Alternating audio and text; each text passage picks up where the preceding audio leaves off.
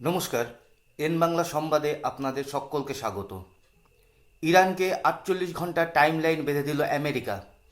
48 ঘন্টার মধ্যে হরমুজ প্রণালী যদি ইরান না খুলে দেয়, তাহলে আমেরিকার পক্ষ থেকে ইরানের সব কিছু ধ্বংস করে দেওয়া হবে বলে এই মর্মে একটি টুইট করেছেন ডোনাল্ড ট্রাম্প।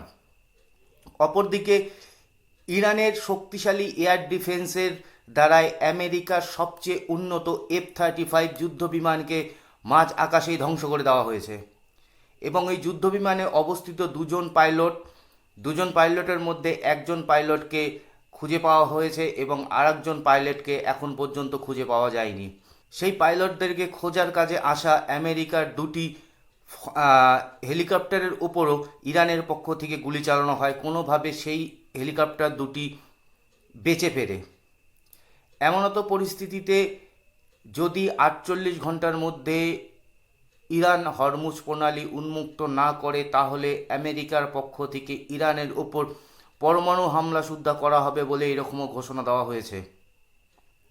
ডোনাল্ড ট্রাম্পের পক্ষ থেকে একটি টুইট করা হয় যে এরপরে ইরানকে শাস্তা করতে তারা পরমাণু বোমা দিয়ে ইরানের উপর হামলা চালাতে পারে।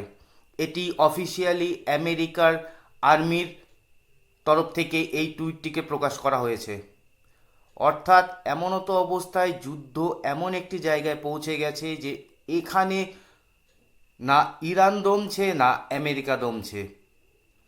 আমেরিকা ইরানের উপর যে শর্তগুলি চাপিয়েছিল যুদ্ধ থামানোর জন্য, ইরান সেই শর্তগুলিকে কার্যত নস্যাৎ করে দিয়েছে। আমেরিকার কোনো শর্ত মানছে না। যেখানে ডোনাল্ড ট্রাম্প ইরানকে 10 দিনের আলটিমেটেড সময় দিয়েছিল, সেই সময় শেষ হওয়ার আর 48 ঘন্টা টাইম আছে। এর মধ্যে ইরানের পক্ষ থেকে আমেরিকার F-35 যুদ্ধ বিমান এবং আমেরিকার অ্যাটাক হেলিকপ্টারের উপর আক্রমণ করা হয়। ইরানও কোনো মতে ছেড়ে দেওয়ার পাত্র না এবং আমেরিকা তার ইগোর লড়াইয়ে পড়ে আছে। এই পরিস্থিতিতে গোটা বিশ্বে যেমন এলপিজি সমস্যা তৈরি হয়ে গেছে, তেমন হয়েছে ক্রুড অয়েলের সমস্যা। হরমুজ প্রণালীতে প্রতিনিয়ত তৈলবাহী জাহাজ আটকে রয়েছে, যার ফলে তেলের ঘাটতি, বাজার মন্দা এবং কন্টিনিউয়াসলি শেয়ার মার্কেটের উপরও এর প্রভাব পড়ছে। মার্কেট বুঝতেই পারছে না যে আলটিমেটলি যুদ্ধটা কোথায় গিয়ে দাঁড়াবে। ইরান এবং আমেরিকার এই যুদ্ধ থামাতে কিছুটা হলেও মধ্যস্থতা করেছিল পাকিস্তান। পাকিস্তানে সেই মধ্যস্থতাতে ইরান বসতে রাজি হয়নি। ইরানের পক্ষ থেকে পরিষ্কার জানিয়ে দেওয়া হয়েছে যে পাকিস্তানের মধ্যস্থতায় তারা এই যুদ্ধবিরতিতে বসবে না।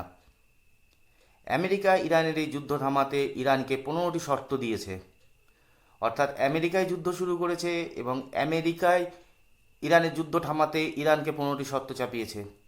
অপর দিক থেকে বলা হচ্ছে যে আমেরিকান যে নেভি রয়েছে, আমেরিকান নেভি, সেই নেভির সশস্ত্র সৈন্যরা অর্থাৎ 2000 কি 2200 মেরিন ক্রপ সম্ভবত ইরানের কোস্টাল এরিয়াতে পৌঁছে গেছে।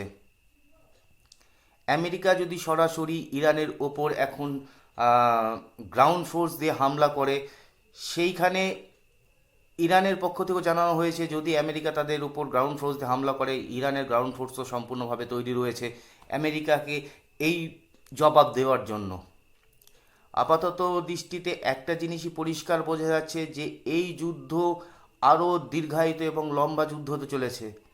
আলটিমেটলি সত্যিই যদি আমেরিকা ইরানের ওপর পরমাণু বোমা বিস্ফোরণ ঘটায়, তাহলে এটা অবধারিত তৃতীয় বিশ্বযুদ্ধ। কারণ আজ যদি আমেরিকা ইরানের উপর পরমাণু বোমা ফেলে, তাহলে রাশিয়া এবং চায়না তারা কিন্তু আমেরিকাকে ছেড়ে কথা বলবে না, অর্থাৎ তারা ইরানের সাপোর্টে গিয়ে দাঁড়িয়ে যাবে। এবং আর একজন খ্যাপাটে বিশ্বনেতা রয়েছে, উত্তর কোরিয়ার প্রেসিডেন্ট কিম জং উন। উনি তো আমেরিকার উপর পরমাণু বোমা বা তার মিসাইল ফেলার জন্য সবসময় রেডি হয়ে থাকছে। অর্থাৎ আমেরিকার প্রেসিডেন্টের যে টুইটটি অফিসিয়ালি করা হয়েছিল, সেই টুইটটি যদি সত্যি হয়, সত্যি যদি আমেরিকা ইরানের উপর পরমাণু বোমা ফেলে, তাহলে গোটা বিশ্ব তৃতীয় বিশ্বযুদ্ধে রূপান্তরিত হয়ে যাবে। এই তৃতীয় বিশ্বযুদ্ধ হবে পরমাণু বিশ্বযুদ্ধ। আর যদি এই পরমাণু বিশ্বযুদ্ধ হয়, তাহলে পরে সারা বিশ্বের অস্তিত্ব সংকটে পড়ে যাবে। আজ ডোনাল্ড ট্রাম্প সকালবেলা ঘুম থেকে উঠে এক ধরনের মন্তব্য করছেন, কাল এক ধরনের মন্তব্য করছেন, ঠিক আছে মন্তব্য করছেন, মন্তব্যের জায়গাতেই রাখুন, কিন্তু কোনোভাবেই আপনি ইরানের ওপর এই পরমাণু হামলা করবার কথা মাথায়ও আনবেন না। তাহলে গোটা বিশ্বকে কেউ বাঁচাতে পারবে না এই বিনাশের হাত থেকে। আজকের এই ভিডিওটি এখানেই সমাপ্ত হচ্ছে। যদি ভিডিওটিকে ভালো লাগে তাহলে অবশ্যই চ্যানেলটিকে সাবস্ক্রাইব করবেন।